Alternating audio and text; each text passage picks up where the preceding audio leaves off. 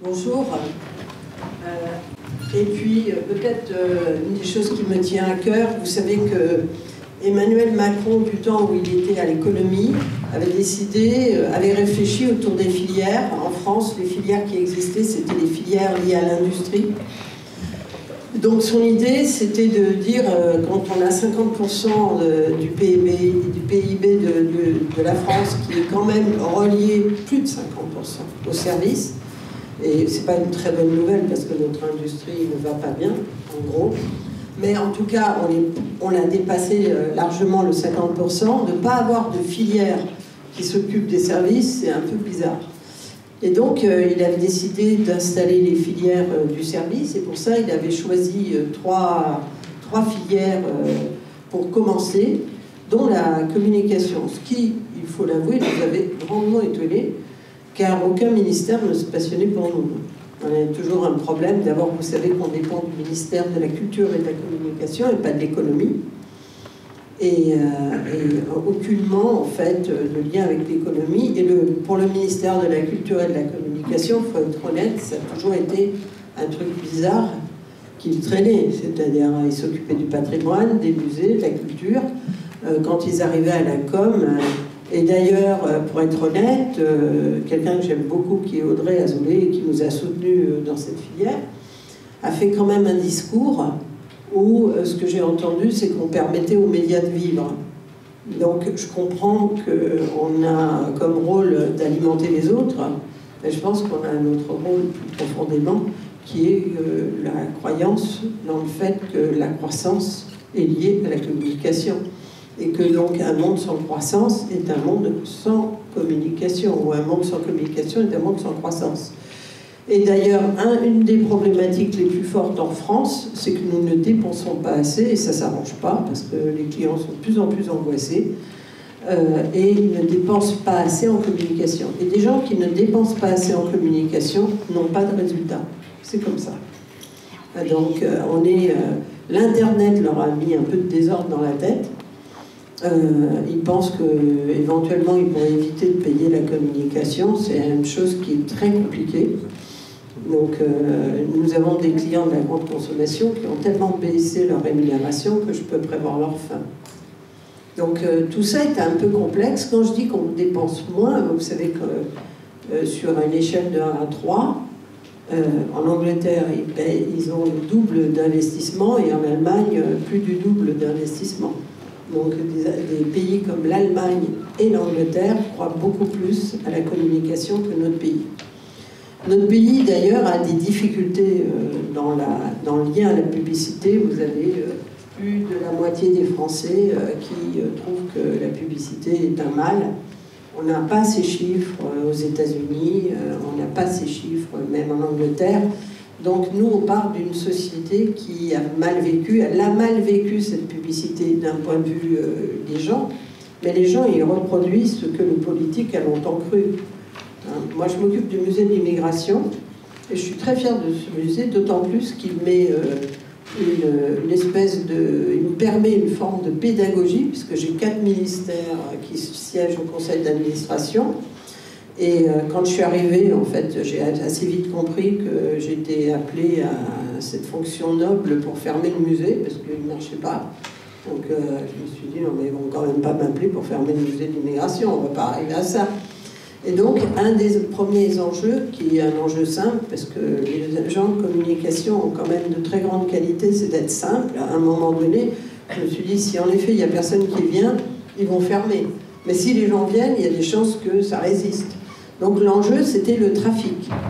Faire venir des gens de l'autre côté de Paris, au palais de la Porte Dorée, qui leur semblait, pour les Parisiens qui sont très ouest, Parisiens qui leur semblait le bout du monde, et les faire venir pour des expositions a priori pas simples, parce que c'est pas pour découvrir Monet, mais pour comprendre l'histoire de l'immigration.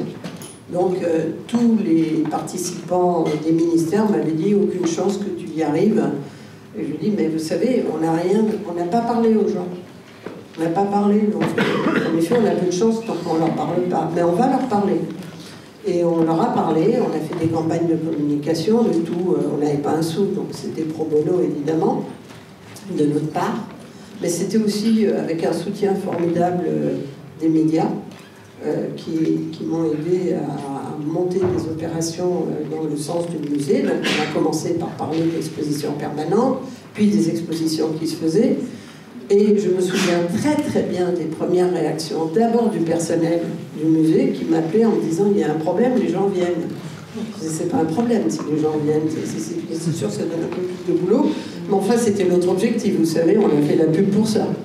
Et puis au ministère, ils disaient « mais c'est pas possible, ça double les venues des gens ». Bah, évidemment que ça double et ça va même tripler et on va continuer. Et donc la compréhension que, alors qu'ils sont 50% à leur dire sans arrêt qu'ils n'aiment pas la publicité, que quand on n'en fait pas, ils ne viennent pas, c'était un truc difficile pour eux. Et bien, quand on n'en fait pas, ils viennent.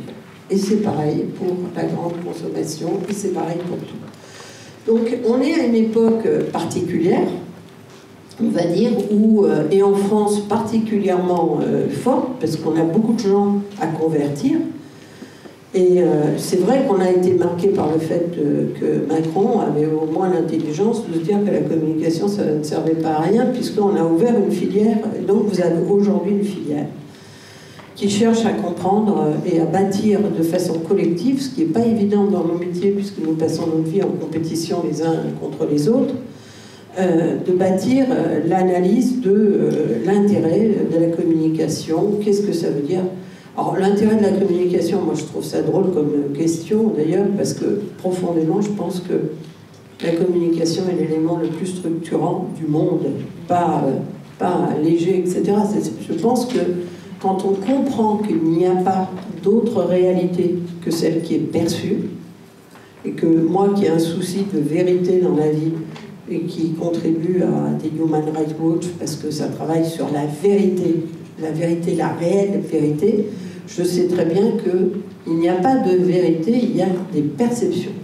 Quand vous dites la vérité à un consommateur, il peut vous dire non, parce que ma vérité, c'est pas celle-là. Et la compréhension de ça, alors j'ai plein d'exemples que je ne vais pas faire là ce matin, sinon on est là jusqu'à ce soir, mais où je tentais de dire la vérité et où le consommateur me disait « mais c'est pas ça, tu mens ». Et c'est lui qui a raison, parce que sa perception, le monde est un monde de perception, ce que vous avez dans la tête. C'est comme ça que les femmes qui sont enceintes dénient qu'elles sont enceintes. C'est un truc extraordinaire de dire la réalité, je ne la vois pas. Mais c'est le cas pour tout le monde. Personne ne voit la réalité, les images s'accumulent et on voit à travers toutes ces images. Donc dire que la communication, qui est pourtant un des fondements du monde, pas un des fondements de la pub ou je ne sais pas pourquoi, un des fondements du monde, vous croyez que quand ils votent, ils pensent quoi les gens? Ils ont une série de perceptions. Dans un discours, ils retiennent une phrase. Donc il ne faut pas se bourrer sur la phrase. Perception. Donc ce sont des éléments extraordinairement importants dans notre monde et c'était bien qu'on ait pu faire cette filière et qu'ensemble on réfléchisse au monde d'aujourd'hui. Alors on est dans un monde passionnant, secoué, agité. Moi je le trouve très très très agité dans notre univers. Agité parce que y a des questions qui se posent, des vraies questions. Oui, on parle dans notre paysage.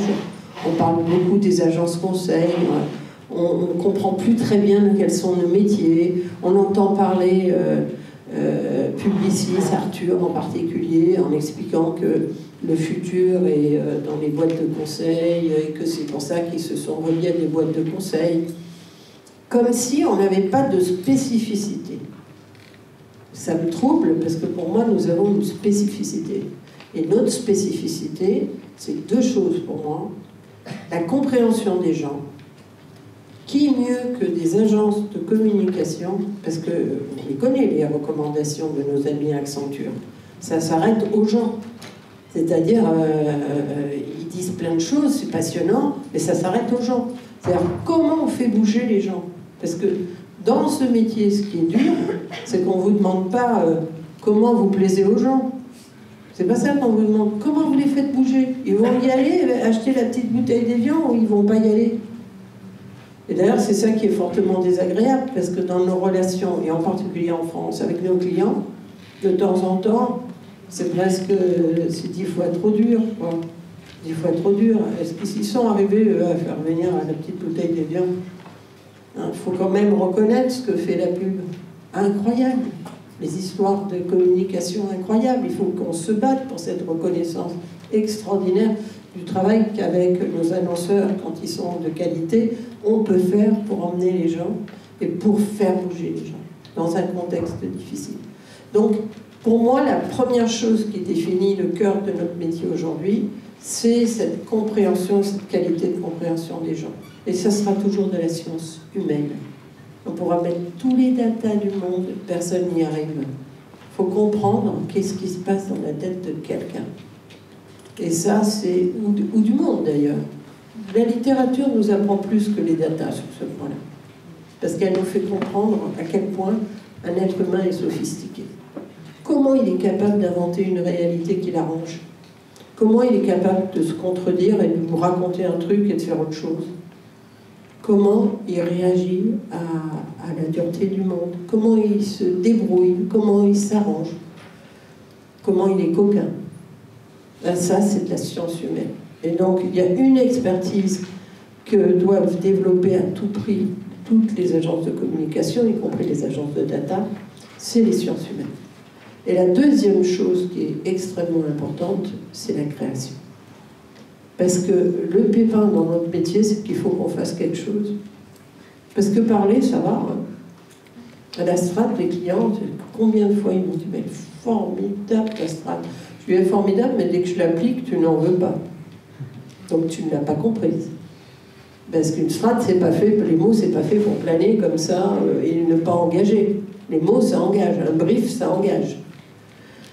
Donc cet engagement qui doit amener à un objet qui est ce qu'on appelle la création et qui est issu d'une création stratégique, d'une capacité d'écriture, d'une capacité de produire du contenu passionnant. Eh bien ça, c'est pas facile. Et ça, c'est le propre d'un métier, et c'est un métier particulier que celui qui consiste à mettre dans un lieu un ensemble de gens qui vont être tournés vers la création et de proposer et de faire que la création sorte. De plus en plus, je suis obligée à l'agence de mettre des gens de plus en plus seniors parce que c'est plus difficile encore qu'avant, parce qu'il y a un manque de confiance, de bien-être, et que la création, elle ne se fait pas dans le manque de confiance et de bien-être. Donc il faut que mes seniors mettent une frontière et permettent à une certaine qualité de création de surgir. La création, elle n'a pas d'heure. C'est-à-dire, vous décalez la réunion. Bah oui, je décale la réunion, on n'a rien. Ah, mais vous n'avez rien. Bah si vous avez quelque chose, vous me rappelez ou...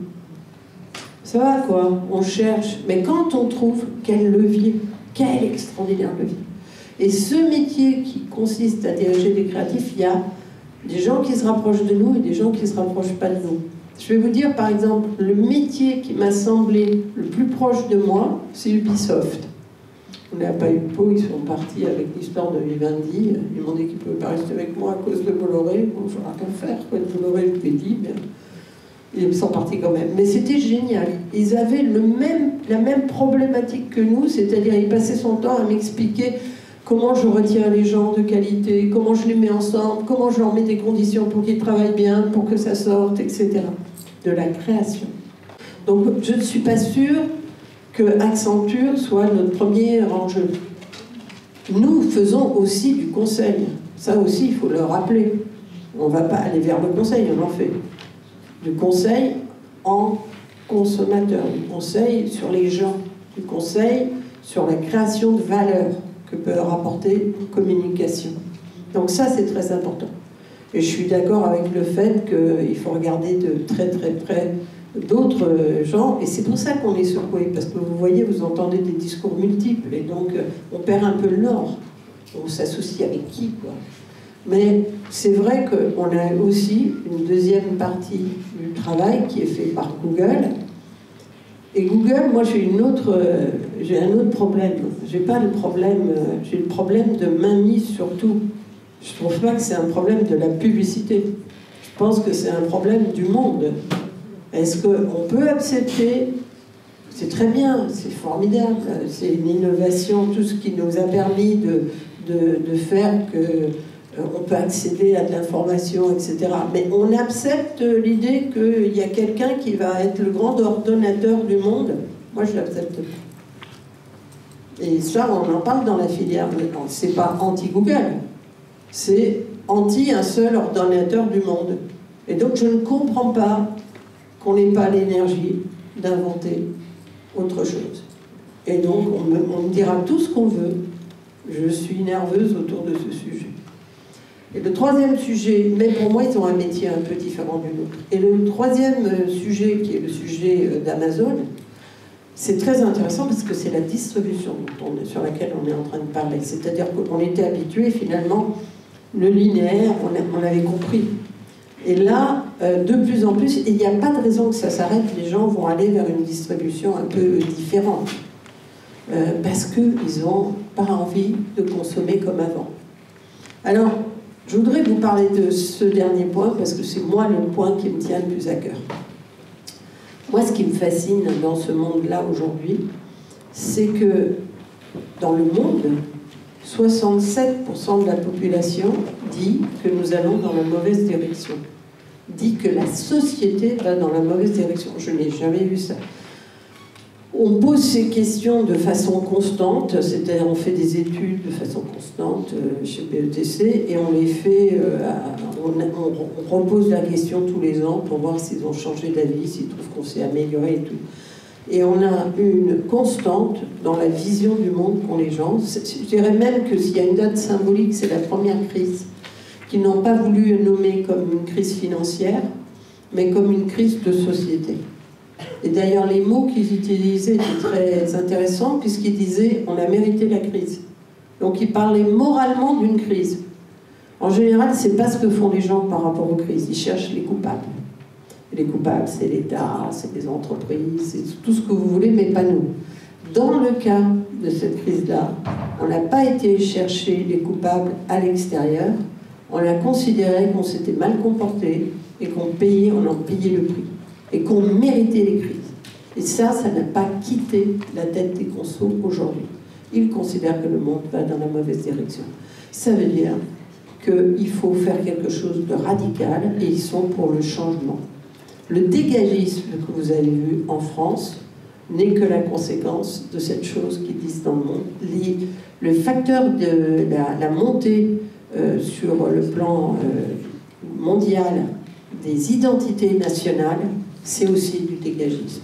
C'est aussi une vision, on va aller là parce que de toute façon, tout ce qu'ils nous ont raconté, Trump, c'est aussi du dégagisme. On va aller là parce que ça suffit, leur raisonnement de l'élite, là, qui marche jamais, donc on s'énerve. On va aller là. Donc ce dégagisme, il est le fruit finalement d'un monde dont la première chose que veulent les gens, c'est qu'ils changent. La deuxième chose qui est passionnante, c'est que dans ce monde qu'ils veulent en changement, ils disent que le premier changement qu'ils doivent faire, c'est eux-mêmes. Et ça, c'est très rare. C'est-à-dire, ils pensent qu'ils doivent changer. Et quand ils pensent, ils disent qu'ils doivent avoir une vie plus exemplaire, une meilleure vie, pour eux-mêmes influencer le monde. Et ça veut dire quoi? C'est très vite, ça nous tombe dessus, c'est la consommation. Et c'est la vision qu'ils ont de la consommation. Parce que s'ils doivent changer, ça veut dire qu'ils doivent vivre différent par rapport à ce qu'ils avaient en tête auparavant. Donc, il faut imaginer qu'à une période, la consommation, elle a été fruit de progrès. On n'a pas eu des gens moitié tarés qui consommaient pour consommer. Ils considéraient que l'évolution du monde, le progrès, était dans la consommation. Quand le mur de Berlin est tombé, moi j'étais en Tchéquie, et j'avais des fous qui voulaient acheter plein de trucs tout d'un coup, parce que la consommation, c'était quelque chose comme l'ouverture à la liberté. C'est pour ça que tout le monde a lâché sa croyance, son idéalisme, pour aller vers le capitalisme. Et c'est pour ça que nous avons un monde qui ne discute même plus ça.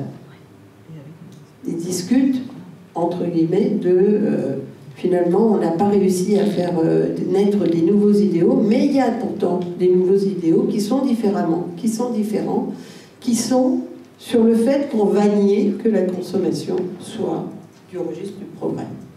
Je ne vous raconte pas combien c'est difficile pour les hypermarchés. Combien c'est difficile pour ces gens qui ont vécu à un moment donné la fête de la consommation. Ben, ce n'est pas du tout une fête aujourd'hui pour les gens. Et dans leur modification, ils pensent qu'on doit modifier plein de choses.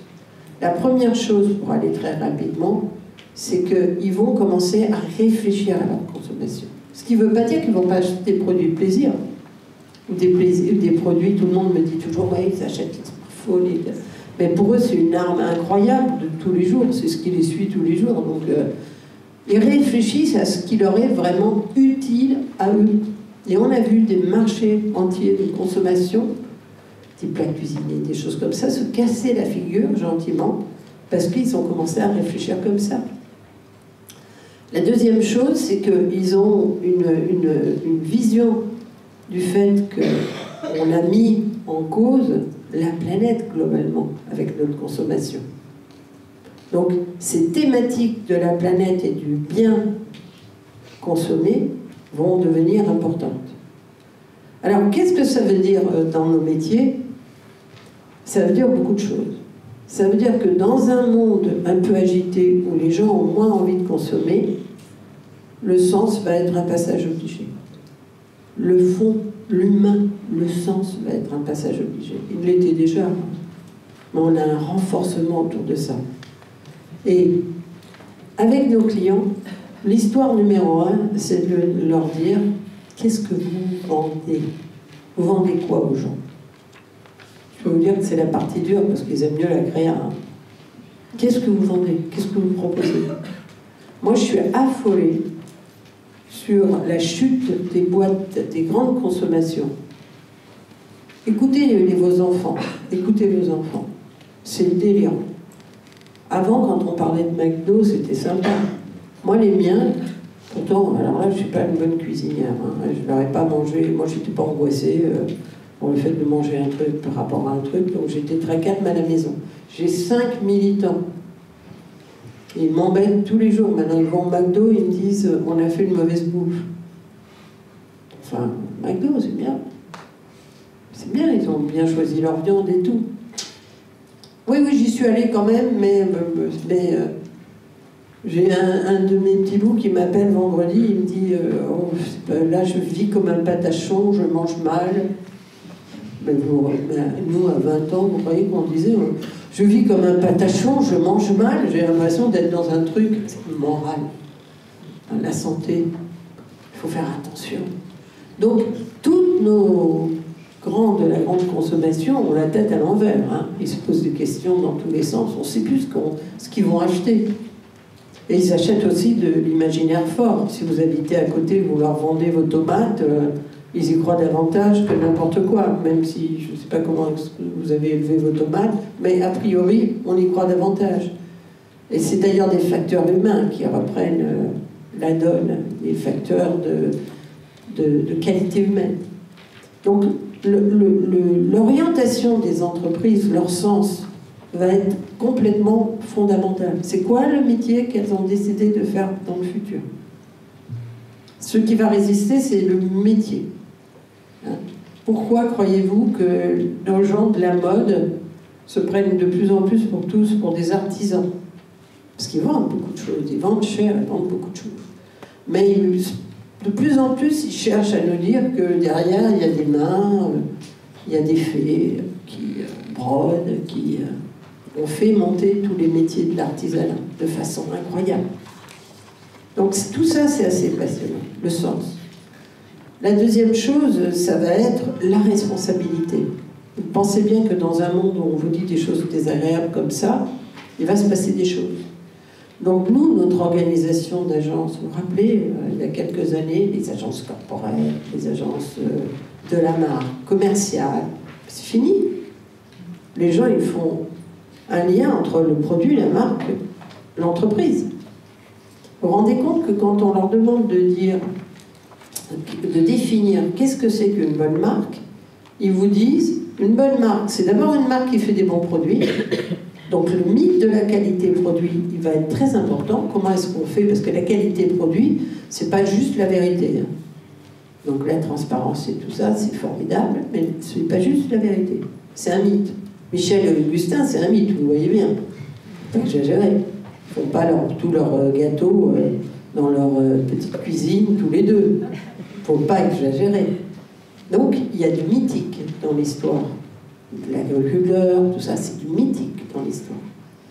Mais il y a bien sûr cette logique-là et cet aspect-là qui va être très important. Mais le point numéro 2, c'est immédiatement une marque est bien lorsqu'elle traite bien les gens qui travaillent pour elle. C'est pas une marque. Une marque, c'est pas ça. Ça, c'est une entreprise. Donc, on va tout de suite à l'entreprise. On va tout de suite au comportement d'entreprise et c'est fascinant. Donc, ils vont nous demander des comptes. Est-ce que les comptes sont les comptes réels? Ben, c'est compliqué parce que comment ils savent si telle ou telle entreprise traite bien ces gens? Ça peut être par les bruits qu'ils entendent des gens quand ça proteste, etc. Mais c'est aussi par de l'image, de la communication. Mais ça veut dire que cette communication, elle est importante pour vendre. Pour vendre un yogourt, il faut avoir des stratégies pour expliquer comment sont les gens et comment on traite les gens dans l'entreprise. Donc, c'est des choses importantes. Pour vendre un yogourt, il faut expliquer quelle est sa relation avec la planète. Est-ce qu'on a décidé de l'abîmer ou pas? Qu'est-ce qu'on fait avec les agriculteurs? Vers quelle alimentation on va? Donc vous voyez qu'ils ont dépassé la logique du sens restreint pour aller vers un sens plus large qui est le sens de l'entreprise, vers où on va, comment on se comporte, une société morale. Et le troisième point, c'est l'enjeu de l'utilité. Alors moi, je me pose beaucoup de questions sur le digital parce que les gens se posent beaucoup de questions. Je ne suis pas sûre qu'on ait trouvé la façon de s'adresser à eux dans le digital. D'abord, vous connaissez l'agacement et l'angoisse de nos annonceurs.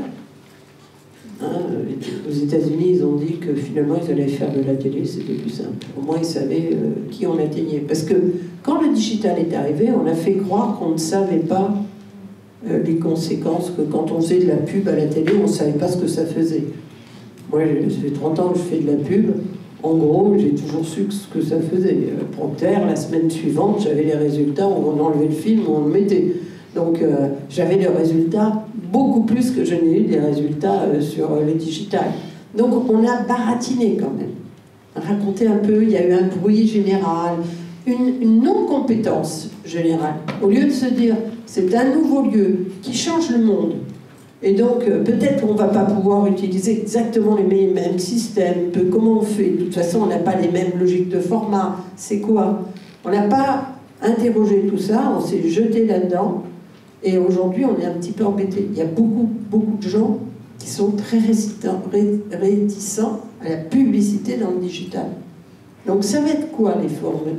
Nous, on a quand même besoin que de temps en temps, ils voient ce qu'on fait. Parce que si tout ce qu'on fait... il va se poser une problématique des médias. Et je crois beaucoup aux data jusqu'à un certain point. C'est quoi les data? Je cherche vainement... Oui, c'est bien de dire, qu'en tête, globalement, que c'est mieux de vous adresser une pub à la télé, enfin, n'importe où d'ailleurs, quand vous achetez une voiture, si vous avez besoin d'une voiture. Ça, c'est un très bon data. Est-ce que vous avez besoin de tout savoir? Je ne suis pas sûre. Il y a des choses qui sont très pratiques. Enfin, je ne sais pas si vous êtes comme moi. Moi, j'aime bien recevoir l'indication des soldes parce que ça m'énerve d'acheter à prix sans solde. Donc, j'aime bien savoir les ventes privées des magasins. Et donc, c'est un service qui m'est rendu. Donc, je les aime bien. Ils me disent, nous, on part toujours à un endroit où on traverse la France et on préfère s'arrêter à Courtepaille. C'est con, mais on aime bien. Et ben ça me fait plaisir parce que tous les mois ils me disent ah, sur les grillades il y a 40%. C'est une très bonne nouvelle pour moi. Voilà, les grillades. Voilà. Ça j'aime bien. On a indiqué à des gens, mais c'est le CRM comme on faisait avant, sauf que c'est plus facile. c'est beaucoup plus accessible, c'est beaucoup plus près à vous. Après, je suis passionnée et je suis prête à tout entendre et à bosser sans fin pour comprendre quel type de data, de quoi on parle. De quoi on parle. Parce que parfois, nous faisons des machines incroyables de choses qui ne nous servent à rien pour quelque chose de simple qui est: est-ce qu'on bouge les gens avec? Moi, je vais vous dire, quand je vais à Cannes, je vais conclure par là, j'allais toujours, historiquement, j'allais toujours à la séance du samedi soir, où on voyait l'ensemble des travaux de tout le monde. Et en général, j'avais une patate pas possible en sortant, enfin j'étais en colère plutôt, parce que je trouvais que les autres étaient vraiment brillants par rapport à nous. Donc j'en avais pris plein la vue, d'idées brillantes, de façon de prendre le monde de façon étonnante. Depuis quelque temps, quand je vais à Cannes, je ne comprends même pas ce qu'on a imprimé. Je suis là, voilà. D'ailleurs, je ne sais pas exactement si ça a fait quelque chose, parce que c'est tellement inconnu. Alors je peux vous le dire, parce que moi j'ai lu sur quelque chose qui est remarquable, vraiment remarquable. Non, mais de là à avoir 22 prix à Cannes pour l'addiction, le programme Instagram, vous voyez bien qu'il y a un biais, quoi. Et bon, donc je suis très contente, je remercie ce jury canois. Mais je pense qu'il n'y a rien de plus puissant que de créer du contenu talentueux. Et qu'on va emmerder le monde avec du contenu pas talentueux. Et que le contenu talentueux de la communication, ça m'étonnerait que ce soit du contenu journalistique, très long, parce que les gens, ils n'ont pas que ça à faire, nous écouter. J'ai toujours dit, c'est incroyable quand les gens nous écoutent 30 secondes, 45 secondes, 1 minute. Il faut bien arriver avec un cadeau, parce que écouter de la publicité, il y a autre chose à faire dans sa vie que d'écouter de la publicité. Et donc ce talent, qui va être un talent d'abord de sens par rapport à l'entreprise, c'est-à-dire si l'entreprise n'a rien à dire, on n'y arrivera pas en publicité. Moi j'aime bien dire à mes clients, quand on n'a rien à dire, on n'a rien à dire. Et vous avez beau briefer les plus grands créatifs, vous faites des trucs, mais ça marche pas. Et après, ils disent, ah, mais ça marche pas. Ben non, mais c'est normal, puisqu'on n'a rien dit. C'est pas un gag, la pub. C'est pas faire un divertissement qui n'a pas de sens. C'est un divertissement qui a un sens extraordinairement précis. Eh bien, ce talent-là, il va revenir. Il va être au cœur de notre aventure. Et les gens qui vous disent qu'il part, c'est la chose la plus dure au monde à faire, de faire en sorte d'être ceux qui font bouger les entreprises dans le sens des gens, trouver ce qui intéresse les gens, redéfinir leur métier par rapport à cela, parce qu'ils veulent un public, ils veulent vendre à des gens, donc il faut rendre service à ces gens. Et peut-être que chacun des médias retrouvera un rôle, en particulier le digital, qui est pour moi le plus grand CRM du monde. J'adore le CRM. Il y a 15 ans, j'ai repris une boîte qui s'appelait 4D. Et mon associé, Rémi Babinet, me disait, mais merci, t'es tombé sur la tête, là. Je lui ai dit, ben non, c'est passionnant, le CRM. Là, il s'est dit, elle est incurable, on ne va pas s'en sortir. Mais si, c'est passionnant. Mais je n'ai pas tellement vu tant d'extraordinaires rapports faits par la compréhension tellement fine de tout, que ça m'amène quelque chose de très concret qui change totalement la relation. Alors je sais que quand je le dis, c'est un peu iconoclaste, donc du coup j'ai investi énormément dans les data pour que personne ne puisse me dire que je dis ça parce que je n'y connais rien.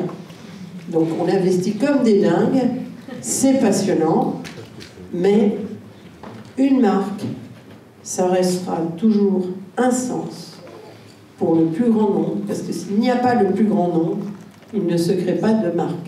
Une marque n'est pas une relation individuelle à chacun d'entre vous. C'est d'abord un sens partagé qui va créer une relation avec chacun d'entre vous. C'est pas la même chose. Un sens partagé qui va créer une relation avec chacun d'entre vous. Voilà, il faut que je m'arrête parce qu'il y a tant de choses que vous devez voir aujourd'hui qui ont l'air passionnantes. On m'interdit de rester, c'est comme ça, ma vie me prête, on me laisse, voilà. Mais moi, ce que j'aimerais, c'est continuer à apprendre. Merci à vous. Merci.